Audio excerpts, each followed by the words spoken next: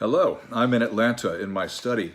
This is the fifth video sermon in our iFaith series, and it is the first of two on 1 Peter. And I've entitled this message, Suffering, Sacrifice, Strain. So, Peter, another one of the early disciples. Last time we looked at James, Jesus' brother, who came to faith around the time that Jesus was crucified, or just after that. And Peter writes a couple letters. It seems a big theme in 1 Peter is suffering, because there is persecution now, a Roman persecution, fairly rare in the first century. But in the summer of 64, the Emperor Nero, I won't go into all the history of it right now, but he caused a fire and it went out of control, and he blamed the Christians. And so many were arrested and tortured. It's well known in Roman history what happened to the Christians. He's writing from Babylon, as he calls it. It's just a code word for Rome. And the churches that Peter's writing to are in Asia Minor, what we would today call Turkey. And persecution seems to have begun there. Maybe it was a kind of a domino effect after the problems in Rome. There'll be another Roman persecution in a few decades, but really the times of persecution are the second and third centuries and the early fourth. First century is actually fairly calm, at least for the Christians. Let me give you a brief sketch of the letter. How does the letter go? Chapter 1, and I've put this into 5 S's, the letter S, just for simplicity. Salvation is awesome. Christian commitment is worth it. Our faithfulness is constantly being tested. Yes, especially in times of persecution, so let's get focused. Chapter 2. Suffering. Suffering is an integral part of following Jesus. Sacrifices are part of our priesthood, so persecution is expected. And this is, by the way, where we'll be focusing today, on this theme of suffering. Chapter 3, strain. Strain is a natural result when things are tense, when things are dangerous. Hardships tests relationships. Relationships in the family, in the church, in the community. And all these things Peter refers to. In chapter 4, stamina. Stamina and strength, that quality of perseverance, so important. Peter tells us to arm ourselves with endurance, an attitude of endurance. And if we don't drown in the flood, the real flood, which is the flood of sin, not water, then we will survive the judgment. And we will make it through this life victoriously. And chapter 5, submission to the leaders and the hand of God especially. That's crucial. We need to trust the Lord. Beware of the devil. And finally, he reminds us that suffering is normal. Whatever you feel, there'll be someone else in another part of the world in a similar situation. So you're not alone. It is just temporary. So salvation, suffering, strain, stamina, submission. But the unifying theme of 1 Peter is suffering, and that's really obvious in chapter 2. So as you read this book, ask yourself, in what areas of the Christian life does suffering affect us? Does it affect our joy? Does it make you happier? Does it affect your relationships? And so forth. So Christians were soon going to be losing their imperial protection. No longer would they be given grace as a kind of a denomination within Judaism. They were going to have to stand on their own very soon. And Peter deeply desired that Christians stand up gracefully and graciously under the pressures they were facing, just as Jesus did when he faced passion. Now, let's read from 1 Peter chapter 2, verse 17. Honor everyone. Love the brotherhood. Fear God. Honor the emperor.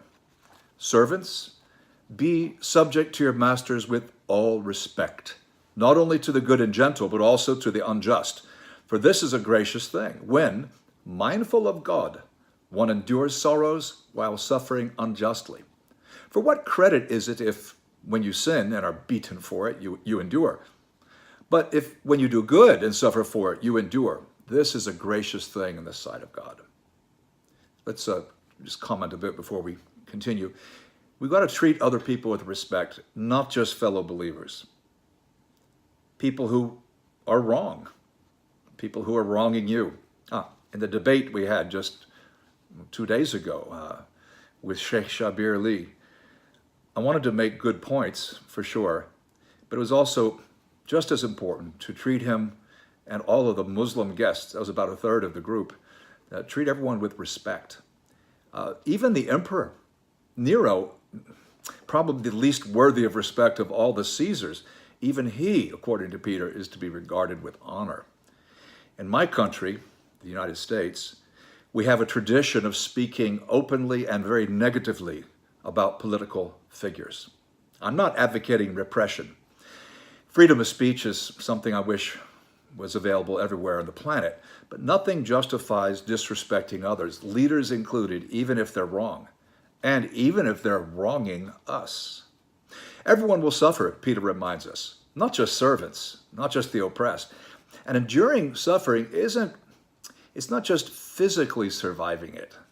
It's how we survive it spiritually. What does it do to us? I mean, obviously some people will not survive, they'll die, but for most Christians weren't killed in persecution. They made it, they survived, but how did they survive? I'm going to continue in verse 21. For to this you have been called, because Christ also suffered for you, leaving you an example, so that you might follow in his steps. He committed no sin, neither was deceit found in his mouth. When he was reviled, he did not revile in return. When he suffered, he did not threaten, but continued entrusting himself to him who judges justly. He himself bore our sins in his body on the tree, that we might die to sin and live to righteousness. By his wounds you have been healed, for you were straying like sheep, but have now returned to the shepherd and overseer of your souls. That's a great description of what the Lord has done for us. If we've just become Christians, but it doesn't matter how long you've been a Christian. Christ suffered, and we are called to walk in his steps. Now, this is a bit of a different emphasis than, say, 1 John 2. In 1 John 2, walking in Jesus' steps means obedience, means discipleship. Of course, it's not absent from 1 Peter, but here the focus is on suffering, willingness to suffer. Jesus did not retaliate. The temptation to justify myself can be so strong. You know, if I'm running late, I'm late to some event, and I think it wasn't my fault. You know, it was the traffic or something. I have to bite my tongue. I mean, I want to explain, I have a good reason, even if people aren't asking for the reason, even if people don't care. Look, I know we all feel this. We all have a temptation to justify ourselves or to retaliate, to show people that, hey, I was right, you were wrong. But Jesus didn't do that. He didn't use sarcasm. He was gracious, full of grace. We're called to die to sin. This is not the dying of baptism. In baptism we die, Romans 6:6, Romans 6:3. But that's not what he's referring to right here. He's talking about the continual dying to sin. It's an attitude. It's like in 1 Peter 4, arming ourselves with an attitude so that we're willing to suffer. But here, he's talking about dying to sin, ongoing, not the initial conversion, but ongoing. And a good parallel would be in Colossians 3, verse 5. Jesus is the shepherd and overseer of our souls. You know, in the New Testament, there are 3 words used for a church leader. There's shepherd, there's elder, there's overseer. Jesus is shepherd and overseer. I can understand why, at least in his earthly life, he wouldn't be called elder since he died in his 30s, but Jesus is our shepherd. We can trust this. So, in conclusion, and then I'll give you some application, suffering, sacrifice, strain, they're all part of life anyway, aren't they? They're all part of the Christian life. I've been thinking about this a lot because the book I'm working on right now is called When God is Silent, on the problem of human suffering. I think I'll finish writing it tomorrow, in fact.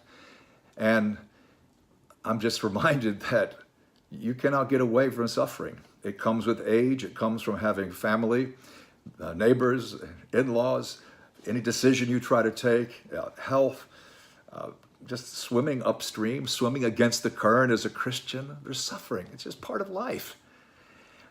To survive and to excel, we better pay attention to Peter's words. And that means we need to imitate Jesus. Let's be prepared to suffer. Be prepared. Our goal is to respond to suffering as Jesus responded. All right, let me give you 3 points of application before I let you go. 3 points. 1, let's all be respectful of all authorities in our lives. Teachers, employers, police, governors, ministers, parents, everybody. Showing respect, particularly when times are tense, when there's stress. Showing respect is healing. It brings great credit to the gospel. It is what Jesus did.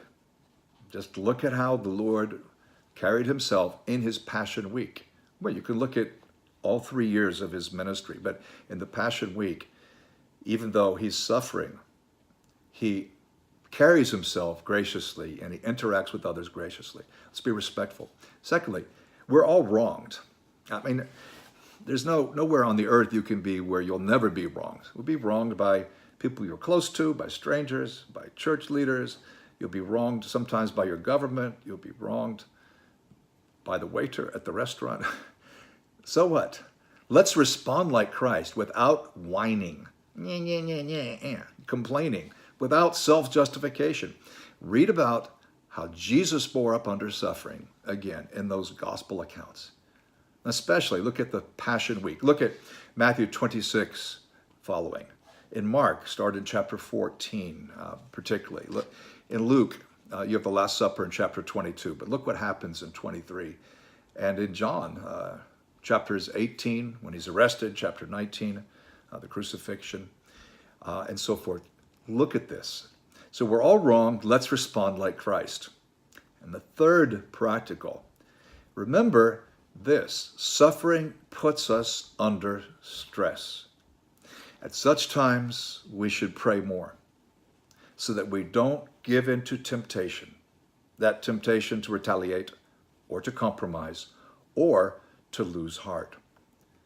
Because how we behave in difficult times is a truer indicator of genuine faith than how we behave in good times. And let me repeat that.